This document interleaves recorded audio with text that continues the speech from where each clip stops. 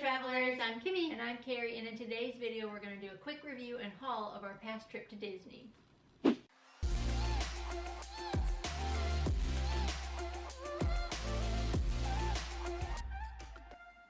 Alright guys, welcome back to our channel, and if you're new here, welcome to our channel. Don't forget to hit the subscribe button down below. We do travel videos, Disney cruise videos, and during the pandemic we ended up doing some fun twin videos. And be sure to subscribe so you can be part of our subscriber shoutout. All you have to do is push that subscribe button. It's free, just go beep boop beep, and then leave a comment down below and say I subscribe, because sometimes we can't always see everybody who subscribes because you might be private. So just be sure you say I subscribe so that we can see your name and possibly give you a subscriber shout out. So now on to the video.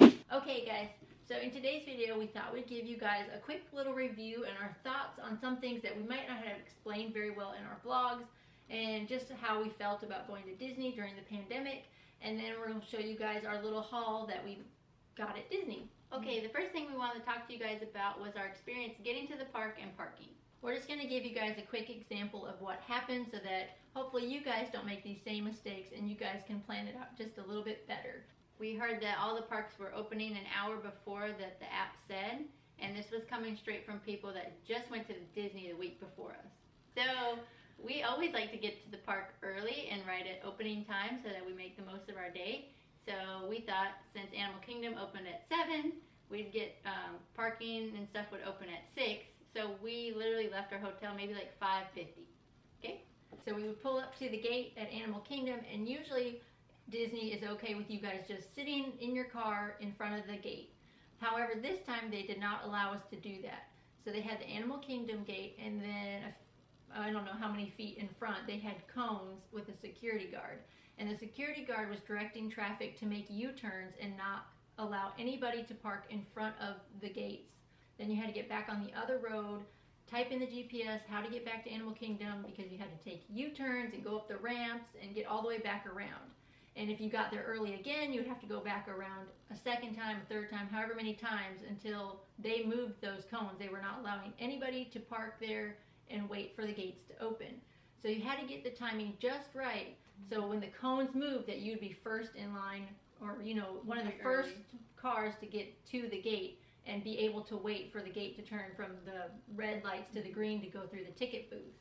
So it's just kind of a guessing game of like when they moved the cones exactly, and so that you can get through. We ended up going around a few times. Other cars were going around and then parking in the grass on the other side, so that they could loop around. But we had a couple of days in each park, so we kind of figured it out for the next time we went to that park. So I'm going to give you guys just an example. For Animal Kingdom, the park app says it opened at 7 a.m. So they moved those cones, if you guys are wondering, at 6:10, and we had been there before, that's why we had to keep looping around. So they moved the cones at 6:10, and we were able to wait in front of the gate before the ticket booth and wait there for about 10 minutes. And at like 6:20, 6:25, they turned the lights from red to green, and we got through parking, parked, and we're in the park by like 6:30. So that's just a little estimate time for you guys, for those of you traveling to Disney in the very near future. I don't know if they just put the cones out this time because it was Christmas week, and maybe they were concerned about crowd levels. But I don't get why they didn't let us just sit there and wait, because just like we've done that every We've done that all the time. We did that Galaxy's Edge opening weekend. You just sit in your car and wait. It's not like, I mean, we're all quarantined. We're all in our own car. Yeah, it's not like we're in line outside. Yeah. If you go back and watch our videos, you can get all the times. I think we say most of the times that we actually get into the parks in our vlogs. Yeah. So the next thing that we wanted to talk about was security and temperature checks. It was very simple, very easy. You just walk up to the person, they take your temperature on your forehead, they scan you. You can go through. If your temperature was too high, you would have to go to the side to a little tent where you could cool down, and then they would retake your temperature. Luckily, we did not have to go through that, so I can't speak much on that part. But after you get through the temperature check, you go through their new security system, which I absolutely love. It was very fast and simple. So all we had to do was, we had our umbrella in our hand, we had our little, this is our tripod holder, handheld for our camera, and I had my camera on here. Camera, umbrella, and then if you guys have a glasses case, be sure to have that in your hand and just hold it out and walk through security. And that was it. It was real simple. They didn't have to dig through our bags. Usually when we had our Loungefly bags, they would have to, you know, open them up. And then if you had another bag inside the bag, they would make you open up that bag. Yeah. Anything you had, they would have to open up. This time we just had our little camera, umbrella, and glasses case, and we walked. And they just said to hold it straight out and walk through. And if they did have to like pull you over, they just like checked to see what was in my hands to make sure that was it. And I think one time, Kari's glass case is clear, but I think one time they asked me to open up my glasses case, and that was it. As far as security check, that was the simplest, fastest, easiest security check we've been through. Way easier than the airport. You don't have to take off your watch or your rings or shoes or anything. So it was great. That was very good. Reposition the camera. Okay. All right, guys. Next up, we're going to talk about wait times. As you know, Disney has an app, and it will tell you all the wait times on there. Everything that Disney had put on the app, our wait times were lower, with the exception of one ride, which was the Tower of Terror, and it was only about 10 minutes over what the app said. Everything else was lower by 10 to 20 minutes. Knew that going a holiday week, we expected longer wait times.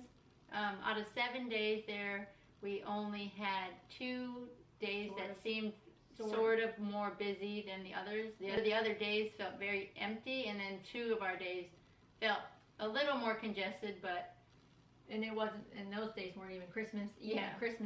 I thought Christmas Eve and Christmas Day were going to be pretty packed, and it wasn't. It was actually like the 2 days before Christmas Eve and Christmas Day that felt a little more crowded. And the lines seemed very long, but don't be discouraged. Just get in a line and stick to it. Get in a line and stick to it. They do move fast, and you know, we show in our video how long those lines look, but they were actually moving very quickly, just because of the social distance. We were really thankful, and we appreciate the cast members who hold the sign at the end of the line saying "End of line." Yes. It's one of the most important jobs that Disney has right now. If you just look for those signs, you'll be good to go, and you can jump in the line, and just commit to a line. Be like, don't jump in and out of lines. If you're going for one, just stay in one. Okay. Moving on. So as you know, Disney has placed screens in front of some of the rides, and I think they are adding more screens to more rides than what we experienced at the time. Everyone keeps asking or talking about how are the screens ruining your experience on the rides. For the ride Frozen, it ruined it. It ruined Frozen so bad. The fog and the mist, and it was making the plexiglass foggy and condensation all over it. Yeah. And we couldn't see anything. Couldn't see unless you looked out the sides. Unless you were in the front row. The screens were awful. The screens were horrible. We're just going to tell you the truth. Like that ride, it just ruined it. And I'm glad that we did not wait in line for a long time for that ride. We actually early. We got there early. We walked right on. So I was thankful that we did not waste our time in a 60-minute wait and then experience that. Yes. So if you guys want to do Frozen, just get there early. And hopefully you get the front row. And then another ride that has it is Rise of Resistance. We did ride it. We did get on both times that we were there, both days. One time was in the back with the screen, and one time was in the front. Yes, the front without the screen is way better, but that ride wasn't as bad, and I think it's because there was no water in that ride, no condensation on the thing, so it was a lot clearer.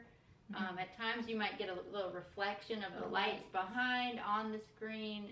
Or on the plexiglass. Yeah.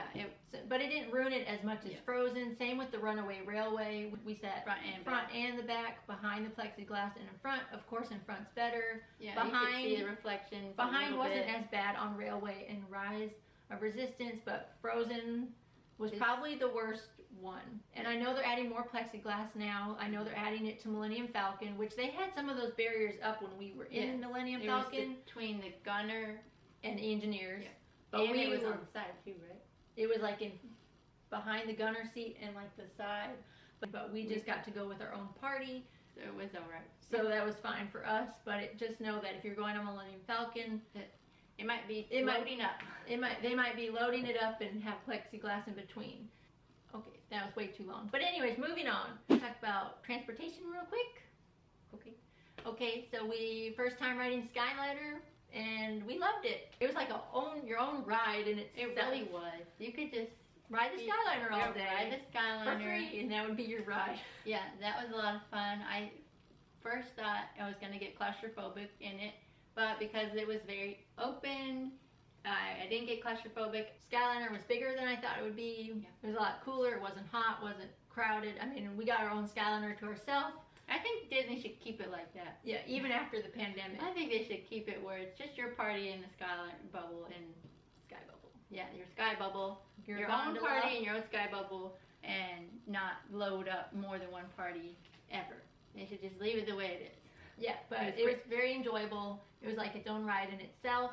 The monorail, they just had one party sit on one bench and the other party sit on the other side, which that was enough space. I felt fine. Yeah. I know now that they're putting dividers in the monorail. They're actually putting it like between the seats, so like they would have two parties on the bench.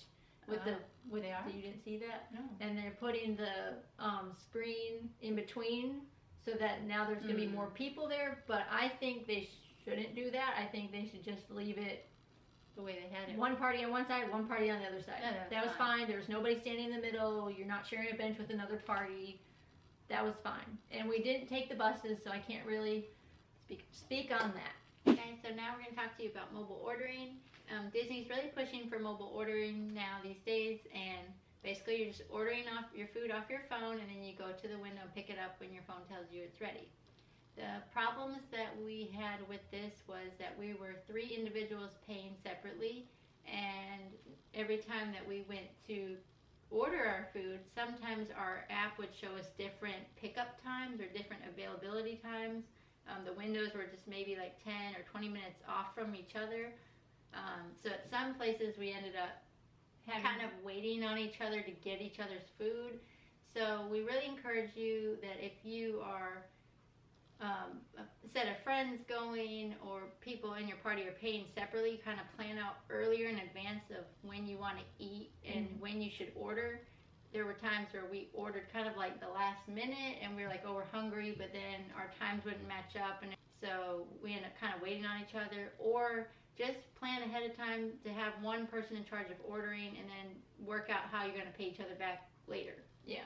So we had to end up ordering together a few times, especially with Woody's lunchbox, because those times got full very fast. And this isn't going to be a problem if you're just one family, you know, mom or dad are just paying for everybody. It's just, I think, with the more individual adults or friends going and wanting to eat together, or, you know, just kind of work out those times. Yes. Next, we just wanted a quick review of Garden Grill. We ate there on Christmas Day at Epcot. Yes. So if you didn't know, it is one of the character dinings that is available right now. It's just a little different. If you know, Garden Grill rotates, and right now, or for us, it was not rotating when we went. We just were in one spot, and the characters go behind the booths now, and you have to just watch them come around. The characters did great. They waited for us to do pictures. They were very interactive with us. They came around a lot more than we thought, so that we were really thankful for that. The food was delicious. It's buffet style. But I loved the strawberry shortcake. I don't think we're not very good at food reviews, but we really liked the Garden Grill, the stuffing, the turkey, all that. That was our Christmas dinner. So perfect Christmas dinner, and I loved the dessert. We were supposed to get a card now, since the characters don't sign. You're supposed to get this restaurant card, and it's supposed to say Garden Grill and have the signatures on the back with Mickey, Pluto, Chip and Dale. And I think our like server just forgot to give it to us, and we didn't get it. We were so tired. I didn't even think about it, honestly, till we got almost home. Yeah, we thought about it like driving home from Disney. We're like, we didn't get the Garden Grill autographed card picture thing, and so we were kind of sad about that. But other than that, it was a good experience. Pretty good experience for the character dining for Garden Grill. If you guys are looking into it, it was more worth the money. It's a little more pricey, but it was a little bit more worth it because you got buffet style, as much food as you wanted, and you got characters. And next up, we want to talk about Topolino Terrace Character Breakfast at the Riviera Resort. It is for breakfast only right now for the characters to come out. Our experience was much different than it was at Garden Grill, because it's not all you can eat, number one. Number two, the characters were very quick when they came around.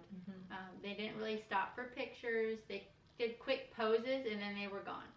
The spot that they stopped at for us was in front of the glass it was window. in front of the glass window. door. It was morning. The sun was coming through, and we were just basically getting shadowy pictures of what we did get. And they were moving just so quick. And it's not buffet style, so I didn't feel like the price met the match of food that we got on our plates. And then we're trying to hold our cameras and take pictures and videos very quickly of the characters. And then I felt very rushed to eat my food. And the servers were really great welcoming us, and the beginning was great. It was relaxing. We were like, "Hey, we're gonna eat and have our characters," and then like all of a sudden they were just like rush. It was like character, trying to hold the stuff, and then they were Trying to trying eat to take our our food. plate, and I'm like, I didn't even get a chance to really sit Finish. down and eat.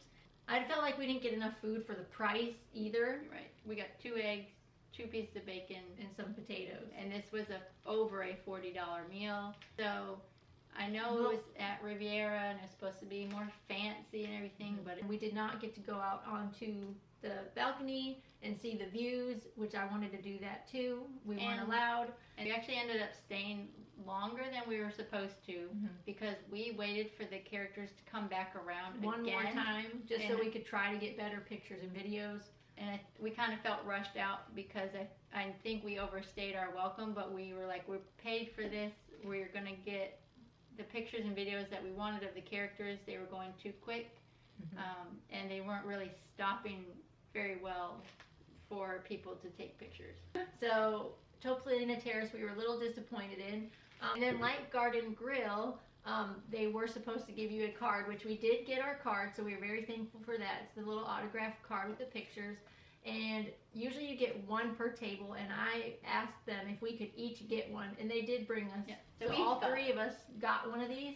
So I was very thankful that they did that. I thought they were going to be like, oh no, it's only 1 per table. But if you guys ask, maybe they'll give you guys each More than 1, or whoever wants one. Whoever wants one in your party, if you've got 2 kids, or whoever wants one. Yeah. So that was a good thing about Topolina Terrace. So And with this card, that can lead us right into our Disney Haul portion of this video. So let's do the haul part.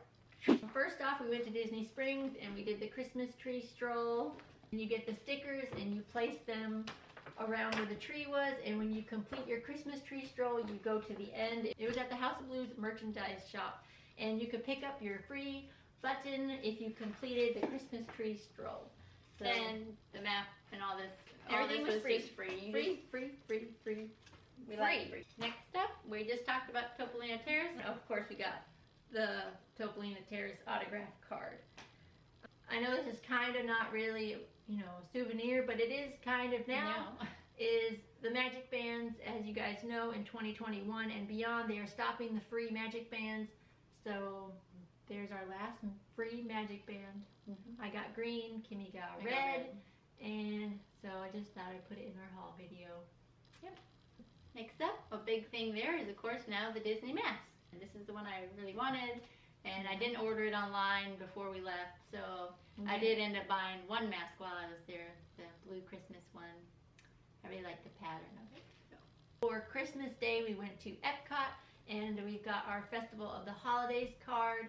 We had the stamps for the cookie stroll, and we did the cookie stroll and got our free cookie at the end. So, Right, next up, we found these little Disney castle rings, and we got those. We thought they were really pretty.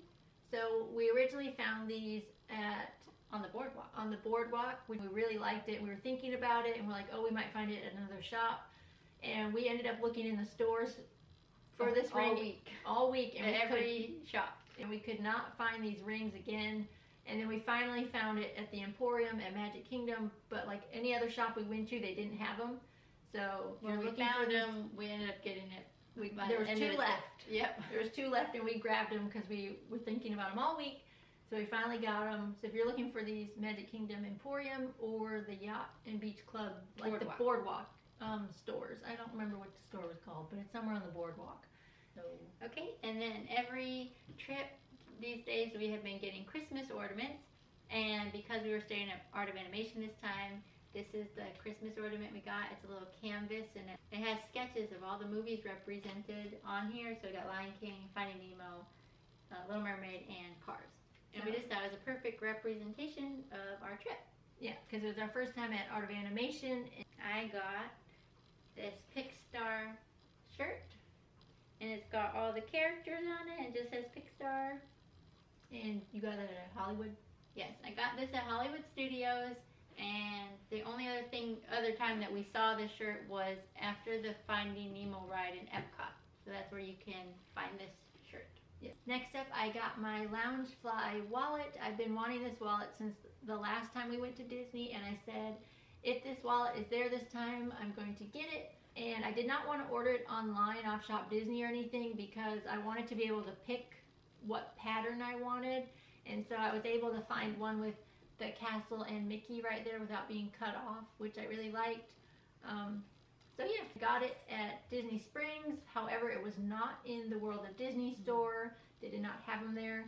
We weren't even looking for the wallet. We went to go pick up the tree stroll map. Yeah, we went to go pick up this, and this happened to be in there because we had already looked at World of Disney, and I was real sad because I couldn't find it. And then we went to go pick up the map for the tree stroll, and it was sitting there, so I went ahead and got it, and yeah.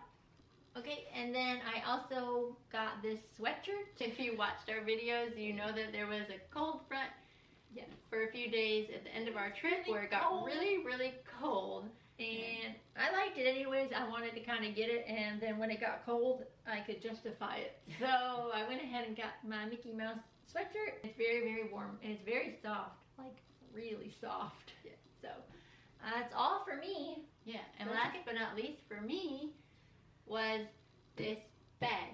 But I have to tell you guys about this bag. Okay, if you watch our video of us finding these bags at Disney Springs, you will see that we found the bigger bags of this, but we could not find the bag that I wanted. She wanted the I wanted this crossbody, and basically we couldn't find it anywhere. Mm-hmm. It was sold out. It was sold out online. By the time I knew that these bags existed, it was already sold out online. I kept checking back before the trip. It sold out very quickly. And then I was like, well, it's okay. We're going to Disney in just a couple weeks. I'm going to see if I can get it there. And I asked several cast members to look up the item number, like at several different parks. And they all kept telling me that there's 20 of these bags left at Animal Kingdom. I was like, great, we're going to Animal Kingdom tomorrow. However, the lady was like, I don't know why the system says there's 20 bags. We sold out like 3 or 2 weeks ago of this bag. And I was like, oh, darn. And she just told me like these bags sell out really quickly. And I was like, oh no. So I ended up going back to the hotel room, finding one on eBay for only $20 more than the original price, which was really good because most people like skyrocket the price of these these bags, and it was free shipping. So I was like, okay, 20 more bucks. I'm gonna break down and do it because this was the souvenir. This was the only souvenir I wanted to take home with me from this trip, and so then I just ended up ordering it. And then a couple days after we got home, it was already here. So I ended up getting the Dooney & Bourke Tangled crossbody featuring Pascal, and I love it. Good quality. This is my first Dooney & Bourke purse and probably be my only Dooney & Bourke purse. But I love it. The inside is yellow, which is my favorite color, and it makes it nice and bright. So when I'm looking for things in my purse, I can see everything. It zips on the top. It zips closed. Zipper pocket here. You can adjust the strap. I can adjust the strap. I can take off these clips. And it's really good quality. And the most important part that I really like featured on these Dooney & Bourke bags is they have the little feet on the bottom. So when I put my purse down, it doesn't get dirty. That's great. So this was my splurge item, but also a planned splurged item on the trip. Alright guys, so that does it for our review and our haul video. Hope this helped you guys if you guys are planning a trip to Disney. Be sure to like, subscribe, beep, boop, beep, and be sure to like, subscribe, leave a comment down below. And don't forget, if you want to be a part of our subscriber shout out, subscribe and then leave us a comment and tell us you subscribe so that we recognize you and that we can see that you subscribe. Sometimes channel shows that it's a private subscriber and we can't see your name, so we would appreciate a comment down below letting us know that you subscribed. And speaking of our subscriber shout out, we're going to do that now. So it's time for our subscriber shout out, which goes to our Zero. And Thank you guys so much for subscribing and being part of our family. We love watching your guys' like redesigned home videos, your everyday vlogs. We love seeing the boys in your videos, your Disney trips, your vacations. And we just love the YouTube community that we have started with this Disney family online. And we love hanging out with you guys on your live chats, on your FNLs. It feels like we know you guys when we haven't officially met in person yet. So we just thank you guys so much for taking the time to watch our videos, and then we love watching your guys' videos. Alright guys, so that does it for today's video. Be sure to like, subscribe, and we will see you next time. Bye, travelers! Just kidding, we're still here.